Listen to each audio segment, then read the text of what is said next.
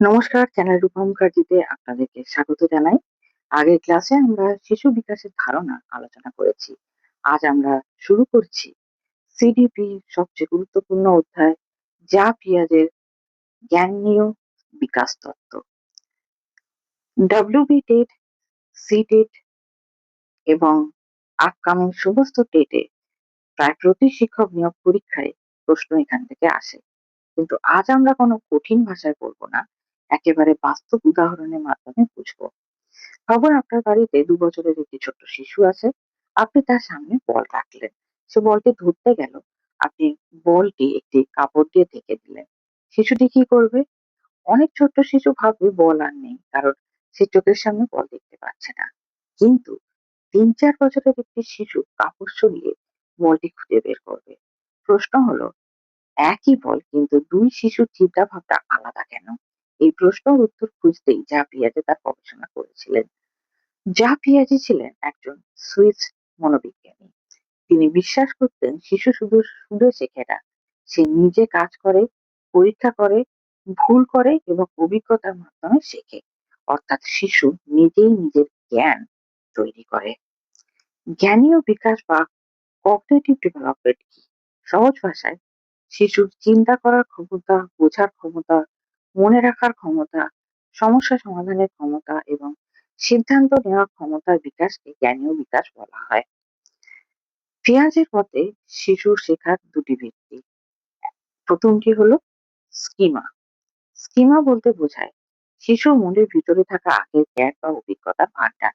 উদাহরণ, একটি শিশু কুকুর দেখেছে, এখন সে ৪ পাওয়ালা সব প্রাণীকেই কুকুর বলতে শুরু করলো। এটাই তার স্কিমা। দ্বিতীয়, অ্যাসিমিলেশন। নতুন তথ্যকে পুরনো ধারণার সঙ্গে মিলিয়ে নেওয়াকে অ্যাসিমিলেশন বলে। উদাহরণ, শিশু গরুকে দেখেও বলল এটাও কুকুর, কারণ তার পুরনো ধারণা অনুযায়ী ৪ পা মানেই হচ্ছে কুকুর। এরপর হচ্ছে অ্যাকোমোডেশন। যখন শিশু বুঝতে পারে না, এটা কুকুর নয়, এটা গরু, তখন সে নিজের পুরনো ধারণার পরিবর্তন করে নতুন ধারণা তৈরি করে। এটাই হলো অ্যাকোমোডেশন। এরপর ইকুইলিব্রেশন বা সাম্যাবস্থা। পুরানো ও নতুন জ্ঞানের মধ্যে ভারসাম্য তৈরি হওয়াকে ইকুইলিব্রেশন বলে। এবার আসি সবচেয়ে গুরুত্বপূর্ণ অংশে। পিয়াজে ৪টি ধাপ। Stage 1, sensory motor stage. বয়স ০ থেকে ২ বছর। এই সময় শিশু চোখে দেখে, হাতে ধরে, মুখে দেয়, স্পর্শ করে, ইন্দ্রিয় ও নাড়াচাড়ার মাধ্যমে শেখে। সবচেয়ে গুরুত্বপূর্ণ বিষয় হলো অবজেক্ট প্রিভেনশন, অর্থাৎ কোনো বস্তু চোখের সামনে না থাকলেও সেটি যে আছে এই ধারণা তৈরি হয়। Stage 2, pre operational stage. বয়স ২ থেকে ৭ বছর। এই সময় ভাষার বিকাশ হয়, কল্পনা শক্তি বাড়ে, কিন্তু যুক্তি এখনো সম্পূর্ণ গড়ে ওঠে না। এই পর্যায়ে শিশুরা ইগোসেন্ট্রিক হয়, অর্থাৎ সে ভাবে সবাই তার মতো ভাবছে। Stage 3, concrete operational stage. বয়স ৭ থেকে ১১ বছর। এই সময় শিশু যুক্তি দিয়ে চিন্তা করতে শিখে, কনভারসেশন বুঝতে পারে, ক্লাসিফিকেশন করতে পারে, ক্রম অনুযায়ী সাজাতে পারে। Stage 4, formal operational stage. বয়স ১১ বছর থেকে পরবর্তী কাল। এই সময় অ্যাবস্ট্রাক্ট থিঙ্কিং শুরু হয়, হাইপোথেসিস তৈরি করতে পারে, সমস্যার সমাধান করতে পারে, বৈজ্ঞানিকভাবে চিন্তা করতে পারে।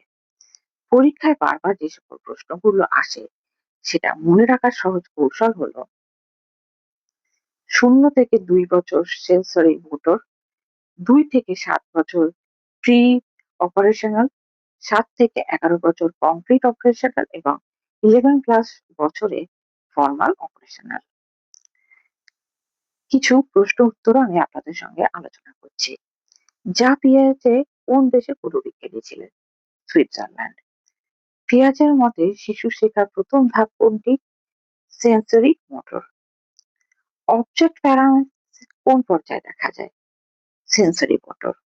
ইগোসেন্ট্রিজম কোন পর্যায়ের বৈশিষ্ট্য? Pre operational. কনভারসেশন ধারণা কোন পর্যায়ে গড়ে ওঠে? কংক্রিট অপারেশনালে। আজকের ক্লাস থেকে শুধু ৪ টি বয়স আপনাকে মনে রাখতে হবে। ০ থেকে ২, ২ থেকে ৭, ৭ থেকে ১১ এবং ১১ প্লাস। এই ৪ টি ধাপ এবং প্রতি ধাপের প্রধান বৈশিষ্ট্য মনে রাখতে পারলে টেট পেঁয়াজের থেকে অধিকাংশ প্রশ্নই আপনি সহজে উত্তর করতে পারবেন। দেখা হবে পরের ক্লাসে। সকলে ভালো থাকুন। ধন্যবাদ। নমস্কার।